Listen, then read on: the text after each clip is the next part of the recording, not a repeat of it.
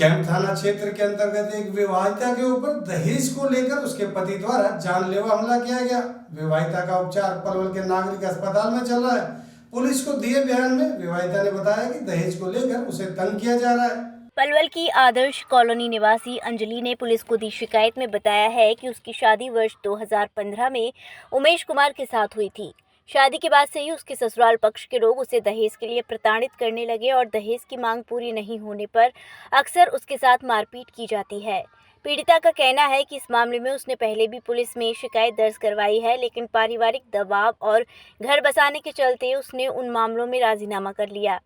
लेकिन बावजूद इसके उसके ससुराल पक्ष के लोग अपनी आदत से बाज नहीं आए और आज किसी बात को लेकर उसने अपने पति के साथ कहासुनी हो गई।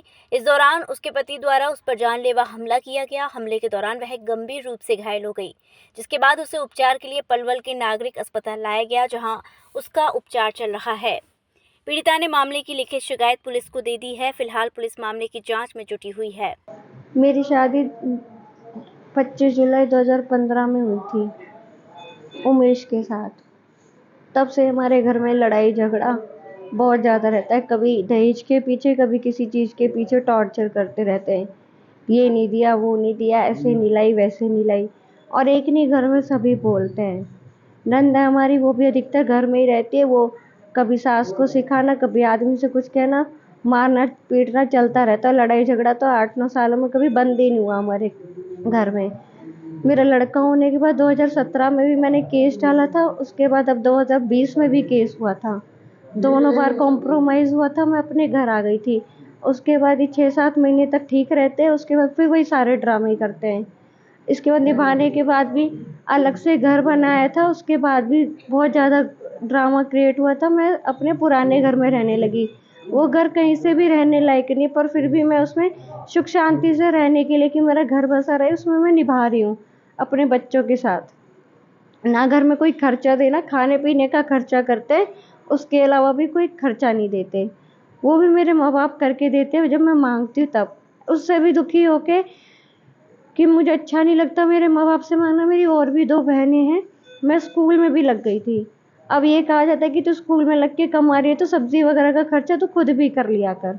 यही सारी लड़ाई झगड़े चलते चलते आज आपस में ऐसी बहस हुई और उन्होंने मुझे मारना शुरू कर दिया। और मारते मारते आज मेरे हाथ में, जब मैं बेहोश हुई थी तो मेरे हाथ में चाकू देखे, मुझे हल्का हल्का सा याद है, मेरे हाथ का प्रिंट लिया था उसी चाकू से। उसके बाद मुझे किस तरह से मारा है, मेरे साथ क्या हुआ मुझे नहीं पता, मैं बेहोश थी। नहीं, मुझे नहीं पता मैं बेहोश थी, लेकिन जब मैं उठी थी होश में ही मुझे चाकू पड़ा हुआ मिला था। उसके बाद मेरे बच्चों ने वो चाकू मुझे उठा के दिया है। चाकू रसोई वाला चाकू था? रसोई वाला चाकू था, लेकर आए थे निकाल के रसोई में से। हस्बैंड क्या करते हैं आपके? हस्बैंड मेरे गुड़गांव में बिजनेसमैन है। उनकी अपनी मॉल में शॉप है ऑर्गेनिक वेजिटेबल्स की।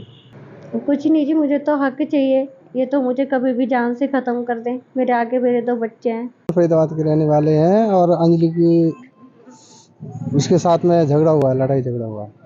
किसके साथ हुआ है? कब शादी की थी आपने? 2013 में शादी करी थी अंजलि।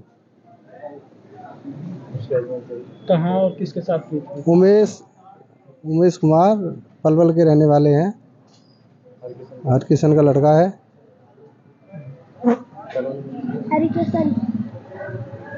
अब आज क्या हुआ? आज तो हमें तो कुछ पता नहीं है, फोन पे बात हुई थी हमारी तो। चाकू तो बाहर करा है। बाकी चाकू से यहाँ पर देखा तो आगे चाकू से कटी हुई है वो। पति नहीं? हाँ, उस बच्चे बता रहे हैं उसके अपने आप ही। कैसी हालत है लड़की? लड़की फिलहाल तो अब ठीक है, वो बता रही है? हम ठीक ना है, इमरजेंसी में है अभी तो फिलहाल। बता रही है वो कुछ? अब ये हाँ थोड़ी बहुत हल्की फुल्की बोल रही है, ज़्यादा नहीं बोल रही। सुंदर सागर, जो अंजलि अटैक हुआ है उसका चाचा हूँ।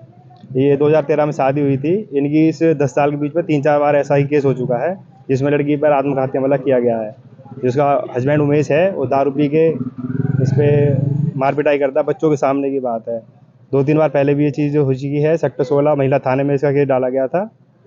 वहाँ पे समझौता हो गया था कि अगली बार ऐसी कोई गलती नहीं होगी। इसके चाचा पापा वगैरह सब आए थे, उसका हम पे बाकायदा कोर्ट से वो राजीनामा है।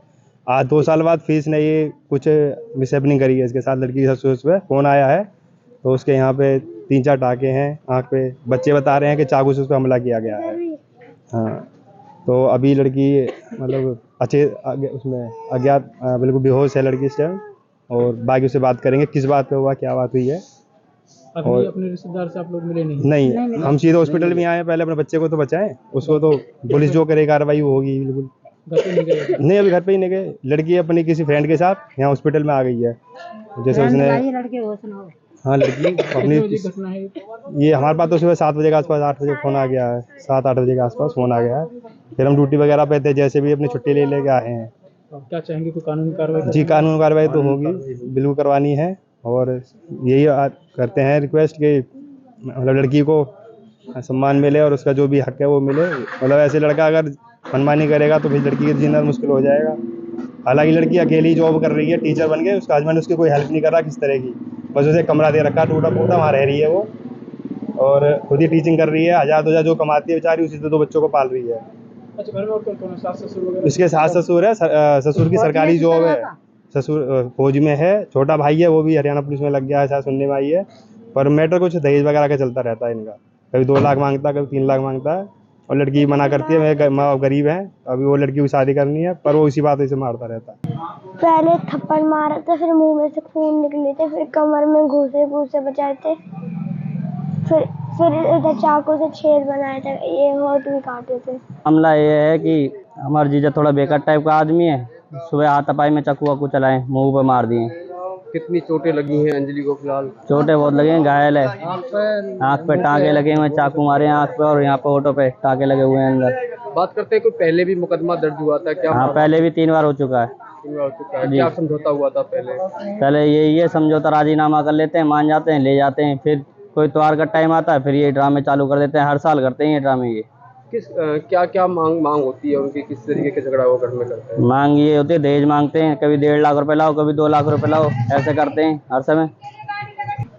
दारू पी के जब मर्जी लड़ाई करता है घर में।